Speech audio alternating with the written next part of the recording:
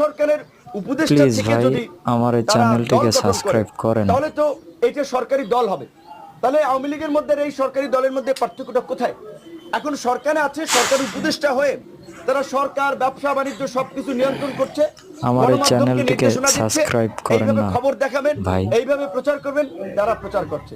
Awami mafia দুর্বৃত্তদের সাথে প্রতিনিয়ত রাতের অন্ধকারে এরকম ভিডিও মিটিং করা হচ্ছে, আপনাদের মাঝে পুনর্বাসনের জন্য আশ্বস্ত তুলে করা হচ্ছে। ধরবো ইনশাল্লাহ। আমলাতন্ত্র থেকে শুরু করে রাজনীতি সব জায়গায়, এগুলো তো আমরা মেনে নিতে পারি না।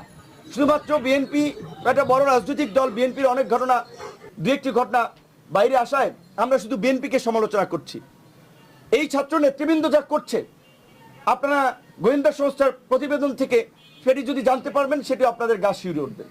অবশ্যই আমরা চাই তারা ভালো রাজনীতি করুক, পরিশুদ্ধ রাজনীতি করুক, কিন্তু সরকারের থেকে তো সেটি সম্ভব না। এখন একজনের দল গঠন করেছে, একজন পদত্যাগ করেছে, বাকি দুজন তো সরকারে আছে। সরকারের বিভিন্ন মন্ত্রণালয়ে ছাত্র উপদেষ্টাদের তদারকি কমিটি আছে। সরকারের সাথে কাজ করায় স্বাভাবিক